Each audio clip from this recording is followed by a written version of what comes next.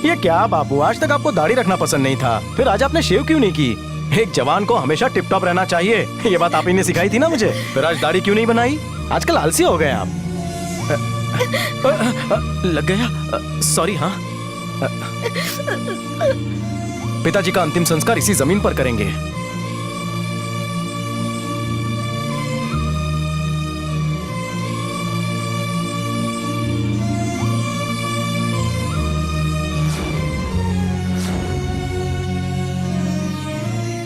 Soldier, अब चल बंटी, कब तक यहाँ रहेंगे? इन्हें शमशान ले जाना है। शमशान नहीं, हम अपनी जमीन पर उनका अंतिम संस्कार करेंगे। आप ये वस्त्र पहन लीजिए। किस लिए? श्वेत वस्त्र पहनकर कर्मकांड करेंगे तो उनकी आत्मा को शांति मिलेगी। आप अपनी जनेऊ उतारेंगे? हाँ? क्या कह रहे हैं? इसके बिना मैं कर्मकांड नहीं कर सकता।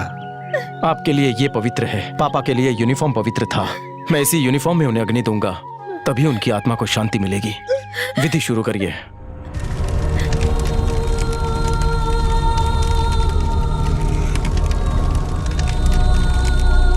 रुक जाओ। यहाँ किस लिए आए? यहाँ समाधि स्थल बनाने आए हैं।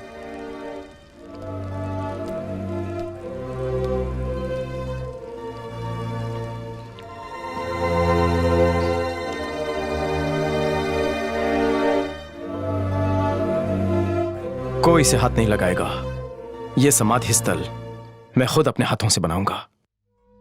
हर काम में आपको जल्दी रहती है। याद है एक बार किसी ने शिकायत की थी और आपने मेरी पिटाई कर दी थी। बाद में पता चला गलती मेरी नहीं है तो रोने लग गए थे।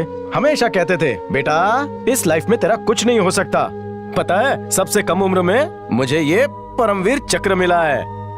पर आपको जाने की जल्दी थी। सच कहूं तो ये मेडल मुझ पर नहीं, आप पर ज्यादा सूट करता है।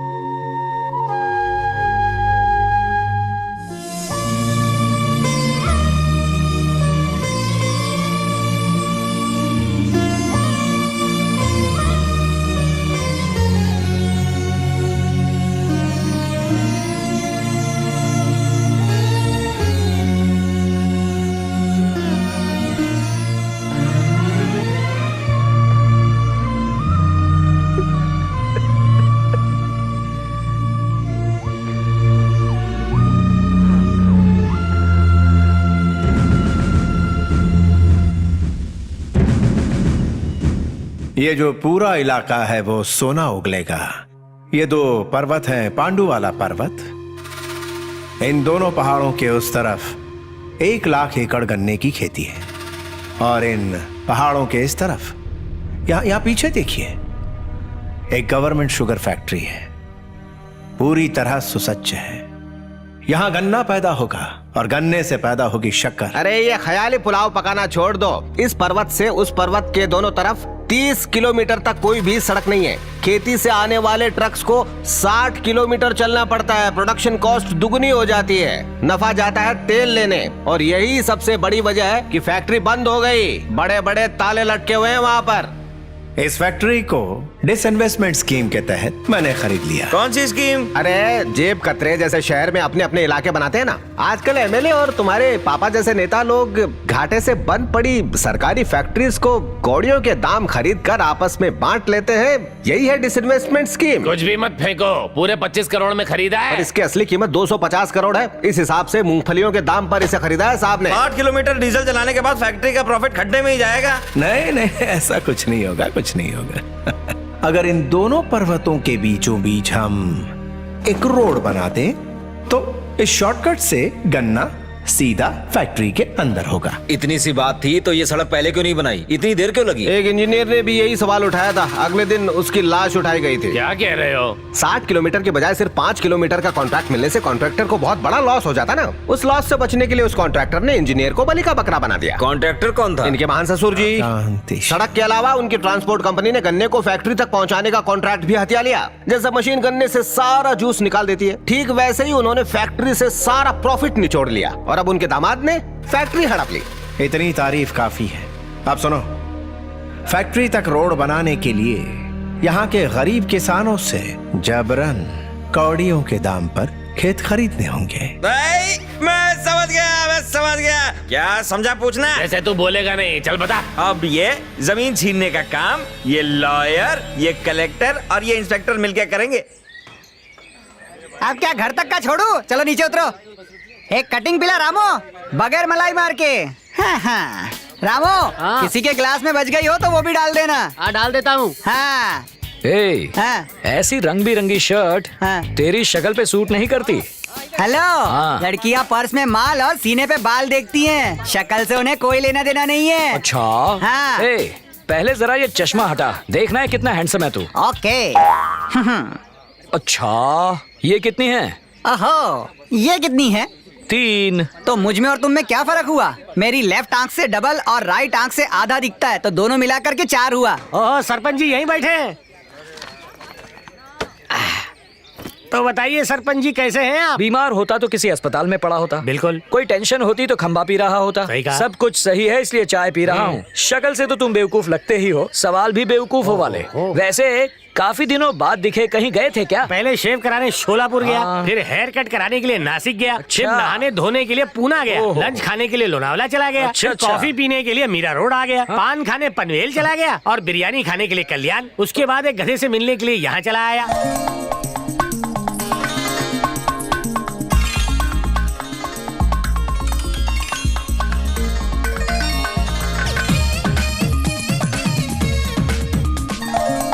हुई।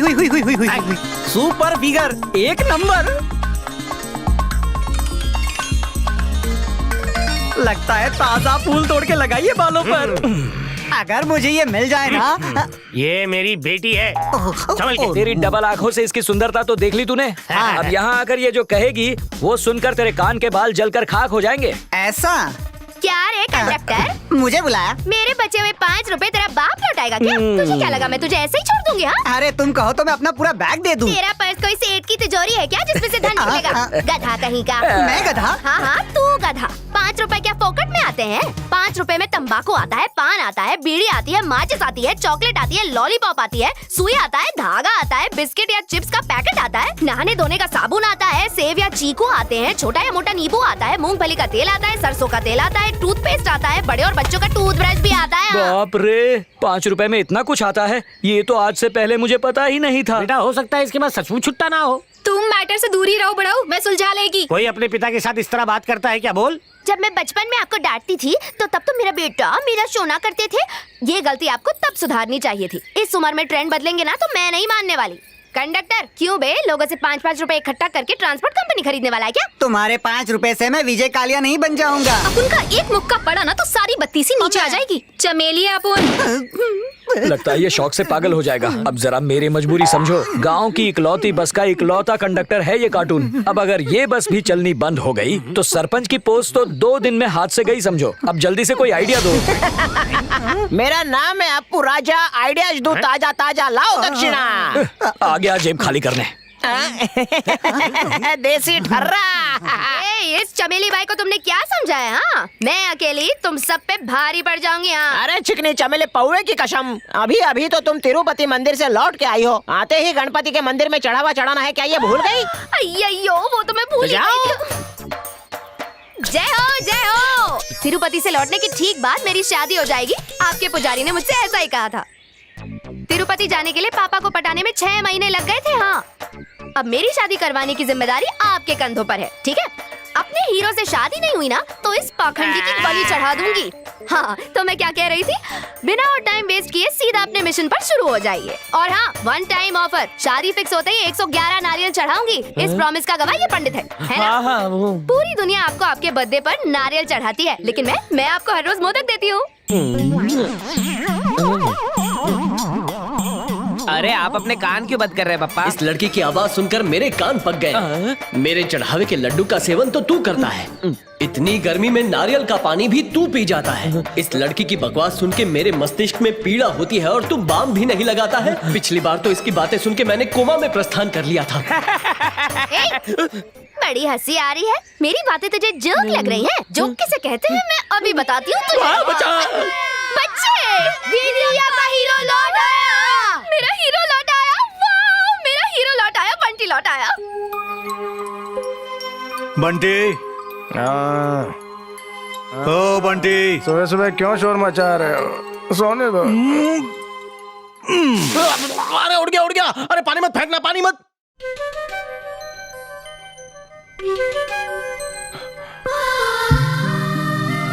बेटा ज्योति, तुम्हारा भाई अब तक सो रहा है या उठ गया? भैया वो तो कब के उठ गए।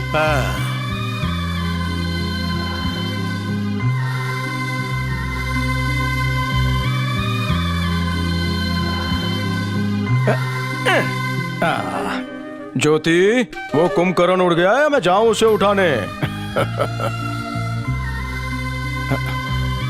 पापा पापा। क्या हुआ बेटा? मैं सपने में एक राक्षस आया, मैं सो नहीं पा रहा, मुझे बहुत डर लग रहा है।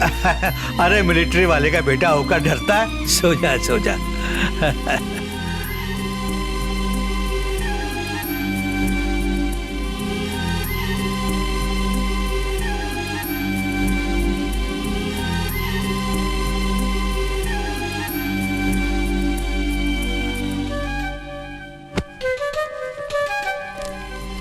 प्यारे बंटी, आज युद्ध में भारत की जीत हुई।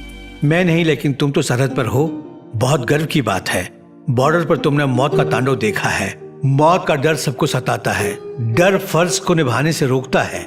जिस दिन डर पे विजय पालोगे, हर युद्ध जीतोगे। मौत पे विजय पाने का मतलब लंबी उम्र जीना नहीं होता, बल्कि हंसते हुए हर दिन मौत को एक नई चुनौती देना होता है, चाहे कोई भी परिस्थिति हो। कभी हिम्मत मत हारना, चेहरे की मुस्कान कभी मत खोना। हंसते हुए तुम बहुत अच्छे लगते हो। तुम्हारी बहन की जिम्मेदारी अब तुम पर है। तुम्हारा पापा। पापा, कहाँ है मेरा हीरो? तुम्हारी चमेली आ गई, मेरा डैशिंग हीरो बंटी। कहाँ है बंटी? ओ मेरी ननद, कहाँ है मेरा पति परमेश्वर? उसको बुलाओ, मैं आ गई हूँ। ज्योति, आखिरी बार जब मैं उनसे मिली थी वो तो बिल्कुल ठीक थे ना? फिर ये कैसे हो गया? Heart attack. क्या कहा? Heart attack? इतने फिट आदमी को हार्ट अटैक कैसे हो सकता है? इस गांव में एक से एक फालतू स्टूपिड लोग भरे पड़े। उनके बजाय भगवान ने इन्हें क्यों बुलाया? वो गधा सरपंच, आइडियाज का सेल्समैन अप्पू राजा, नहीं तो उस पाखंडी पंडित को यह हार्ट अटैक आ जाता। अपने बेटे की शादी किए बिना कैसे चले गए?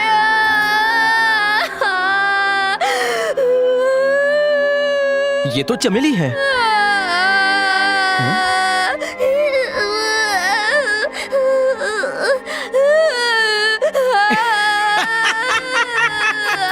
अभी तक वैसी ही रोती है तू। अपना होलिया तो देख, सर पे गुलदस्ता उगाने की आदत गई नहीं तेरी? कितनी जिद्दी थी, बचपन में लॉलीपॉप चूसती थी, किसी को नहीं देती थी। ए, ड्रामा बंद कर।